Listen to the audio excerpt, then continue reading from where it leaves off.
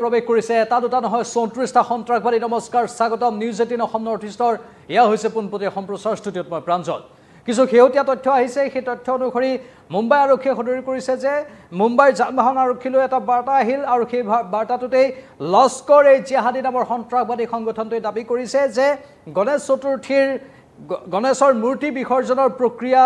এই সময়ছোৱাতে যেটো আজিৰ পৰা আৰম্ভ হৈছে এই সময়ছোৱাতে 34টা মানৱ বোমাই মুম্বাই কপাই তুলিব বুলি দাবী কৰা হৈছে লস্কৰ এ জিহাদী নামৰ সন্ত্ৰাসবাদী সংগঠনটোৰ তৰফৰ পৰা আৰু তেওঁলোকে 400 কিলো আৰডিএক্স কঢ়িয়াই আনা বুলি দাবী কৰা হৈছে 400 কিলো আৰডিএক্স ৰে কেইবাখনো বাহনত তেওঁলোকে প্ৰৱেশ কৰিছে আৰু এই নিৰ্দিষ্ট সময়খিনিত গণেশ চতুৰ্থীৰ এই উৎসৱৰ সময়খিনিত মুম্বাইত এক শিহৰণকাৰী ভয়ংকৰ বিস্ফোৰণ ঘটোৱাৰ পৰিকল্পনা ৰচনা কৰা বুলি দাবী কৰা হৈছে আৰু তাৰ পাছতে হাই এলাৰ্ট ঘোষণা কৰা হৈছে মায়ানগৰী মুম্বাইত স্বাভাৱিকতেই এইকেইদিন ভাৰতবৰ্ষৰ এই পৰিৱেশ পৰিস্থিতি বৰ এটা অনুকূল নহয় বুলি বিভিন্ন সূত্ৰই সদৰি কৰি আছিল বিশেষকৈ চোৰাংচোৱা পেহেলগামৰ আক্ৰমণৰ পাছত অধিক সক্ৰিয় হৈ পৰিছে এতিয়া উৎসৱৰ বতৰ আৰম্ভ হৈছে এই উৎসৱৰ বতৰত অধিক ভয়ংকৰ কিছু কুটাঘাত বা আন কেতবোৰ দুষ্কাৰ্য সংঘটিত কৰিব পাৰে বুলিও সন্দেহ প্ৰকাশ কৰা হৈছিল তাৰ মাজতে এই বাৰ্তাটো আহিছে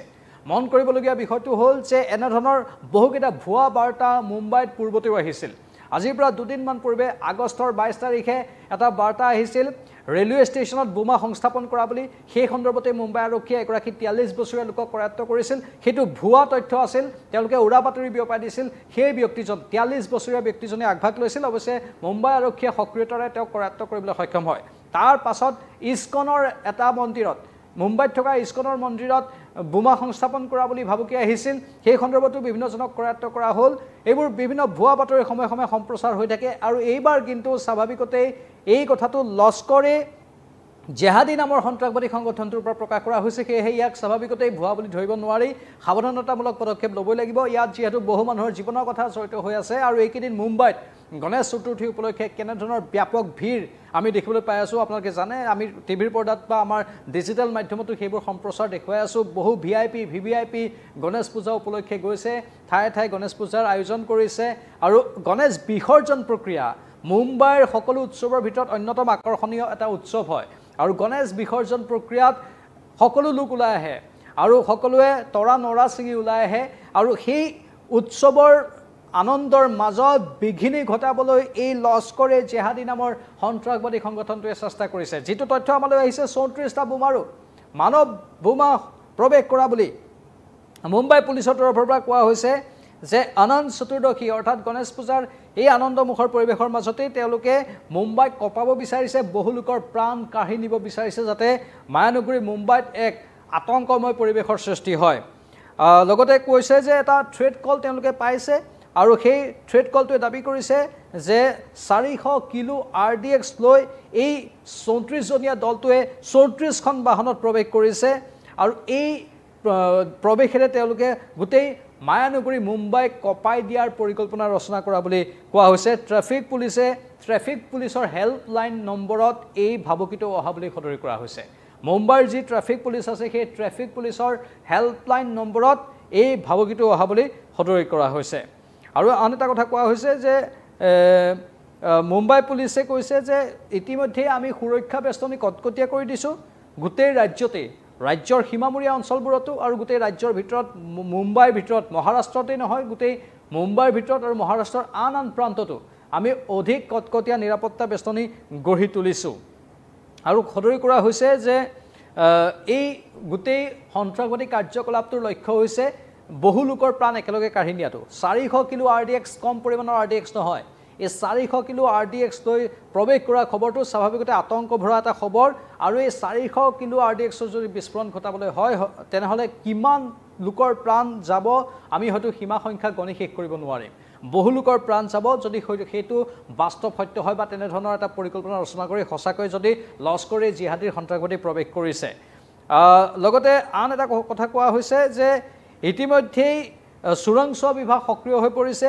এই বাৰ্তাটো প্ৰকৃততে ক'ৰ পৰা আহিছে প্ৰতিটো তথ্য উদ্ঘাটনৰ বাবে চেষ্টা কৰি আছে এটো ভুৱা বাৰ্তা নেকি তাক লৈ এতিয়া পুংখানুপুংখ বিশ্লেষণ চলি আছে কিন্তু সেই পুংখানুপুংখ বিশ্লেষণৰ মাজত যাতে কোনো কুটাঘাতকাৰীয়ে সুযোগ লৈ কুটাঘাত সংঘটিত কৰি দিব নোৱাৰে তাৰ ওপৰতো কাঢ়া চকু দিয়া হৈছে বুলি মুম্বাই আৰক্ষীয়ে সদৰি কৰিছে মুম্বাই আৰক্ষীয়ে কৈছে যে আমি পানী নখৰকা নিৰাপত্তা বেষ্টনী গঢ়ি তুলিম মুম্বাইবাসীয়ে শান্তিত যাতে গণেশ চতুৰ্থীৰ সকলো ক্ৰিয়া সমাপন কৰিব পাৰে তেওঁলোকে গণেশ মূৰ্তি বিসৰ্জনৰ প্ৰক্ৰিয়াত যাতে শান্তিপূৰ্ণভাৱে অংশগ্ৰহণ কৰিব পাৰে কোনো লোক যাতে অধিক আতংকিত নহয় বাৰ্তাটো আহিছে আমি সংকেতটো দিছো মাত্ৰ সকলোৱে সাৱধান হৈ থাকিলে হ'ল বাকি নিৰাপত্তাৰক্ষীয়ে কামবোৰ কৰিব বুলি মুম্বাই আৰক্ষীৰ তৰফৰ পৰা সদৰি কৰা হৈছে আতংকিত নোহোৱাকৈ আপোনালোকে অংশগ্ৰহণ কৰক মাত্ৰ সজাগ সচেতন হৈ থাকক আপোনাৰ আশে-পাশে থকা ঘটি থকা ঘটনা প্ৰবাহৰ ওপৰত দৃষ্টি ৰাখক আপোনাৰ কাষত যদি কোনো সন্দেহযুক্ত লোকে বাহৰ পাতিছে বুলি আপোনাৰ মনে কৈছে বা আপুনি ভাবিছে তেনেহলে লগে লগে মুম্বাই আৰক্ষীৰ কাষ চাপক আশে-পাশে যদি কোনোবা সন্দেহজনক গতিবিধি দেখিছে কেনেবাকৈ সেই সন্দেহজনক গতিবিধিৰ বিষয়ে আপুনি তৎকালে মুম্বাই আৰক্ষীক সদৰি কৰক প্ৰতিগৰাকী লোক সজাগ সচেতন হৈ থাকিলে কোনো দুষ্কৃতিকাৰীয়ে সাহস কৰিব নোৱাৰে কাৰণ মানুহৰ মাজৰ পৰাই এই দুষ্কৃতিকাৰীবোৰে যিকোনো ঘটনা সংঘটিত কৰে সেয়ে প্ৰতিগৰাকী জনগণ সাধাৰণ নাগৰিক সজাগ সচেতন হৈ থাকিব লাগিব এই দিনকেইটাত বিশেষকৈ এই গণেশ মূৰ্তিৰ বিসৰ্জন প্ৰক্ৰিয়া সমাপন নোহোৱালৈকে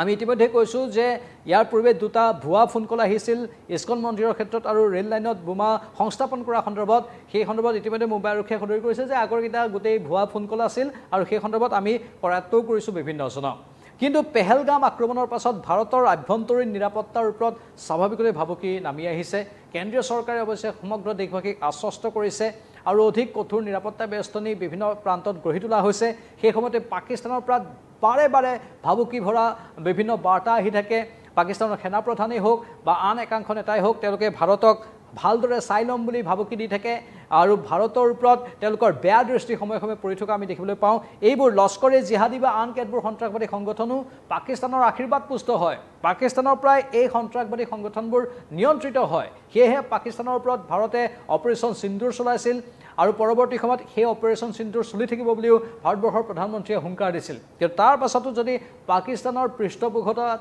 এই সন্ত্ৰাসবাদী কাৰ্যকলাপবোৰ চলি থাকে তেনেহলে স্বাভাৱিকতে ভাৰতে হয়তো অধিক শক্তিশালী স্থিতি গ্ৰহণ কৰিব লাগিব এই সন্দৰ্ভত এই মুহূৰ্তত ভাৰতৰ আন্তঃৰাষ্ট্ৰীয় পৰ্যায়ত সম্পৰ্কবোৰ ভাল হ'বলৈ ধৰিছে চীনৰ সৈতে যি সম্পৰ্ক পূৰ্বতে বেয়া আছিল এতিয়া শেহতীয়াকৈ ভাল হোৱাত আমি দেখিবলৈ পাইছো বিপৰীতে পাকিস্তানৰহে চীনৰ সৈতে কিছু সম্পৰ্ক বেয়া হ'বলৈ আৰম্ভ কৰিছে কিন্তু আমেৰিকা আৰু পাকিস্তানৰ যুগলবন্দী আমেৰিকা আৰু পাকিস্তানৰ সম্পৰ্ক ঘনিষ্ঠ হোৱাটোৱে কিছু অশনি সংকেত অৱশ্যে কঢ়িয়াই আনিছে যি কি নহওক ভাৰতবৰ্ষ পূৰ্বতকৈ এতিয়া বহুত শক্তিশালী পূৰ্বতকৈ বহুত কঠোৰ আৰু সন্ত্ৰাসবাদীক ভালদৰে একেকা দিব জানে সন্ত্ৰাসবাদীক পৃষ্ঠপোষকতা কৰা দেশৰ বিৰুদ্ধে ভালদৰে সিদ্ধান্ত ল'বলৈ পাকৈত চীনত হোৱা এছচিঅ বৈঠকতো ইতিমধ্যে আমি দেখিবলৈ পালোঁ ভাৰতবৰ্ষৰ প্ৰধানমন্ত্ৰীয়ে সন্ত্ৰাসবাদক কেনেধৰণে বিৰোধিতা কৰিলে পাকিস্তানৰ প্ৰধানমন্ত্ৰীৰ সন্মুখতে সন্ত্ৰাসবাদীৰ কাৰ্যকলাপৰ ঘোৰ বিৰোধিতা কৰি সন্ত্ৰাসবাদীক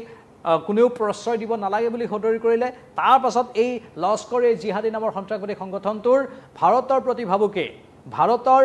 মহাৰাষ্ট্ৰৰ মুম্বাইত মানৱ বোমা প্ৰৱেশ কৰাৰ ভাবুকি আৰু 400 কিলো RDX লৈ 34টা মানৱ বোমাই প্ৰৱেশ কৰাৰ ভাবুকি স্বাভাৱিকতে কিছু পৰিমাণে হোৱা আতংকিত হোৱা খবৰ অৱশ্যে ভাৰতবৰ্ষৰ আভ্যন্তৰীণ নিৰাপত্তাৰ দিশটোক অধিক কটকটীয়া কৰি তোলা হৈছে মুম্বাই আৰক্ষী এতিয়া সক্ৰিয় হৈ পৰিছে আমি আশা কৰিম কোনো যাতে কোটাঘাত সংঘটিত নহয় এয়া আছিল এই মুহূৰ্তৰ খবৰ পৰৱৰ্তী সময়ত এই সন্দৰ্ভত বিতং তথ্য আমি সদৰি কৰিবলৈ চেষ্টা কৰিম আপোনালোকৰ মতামত আমাৰ কমেণ্ট বক্সত কমেণ্ট কৰি জনাব পাৰে বিদায় লৈছো নমস্কাৰ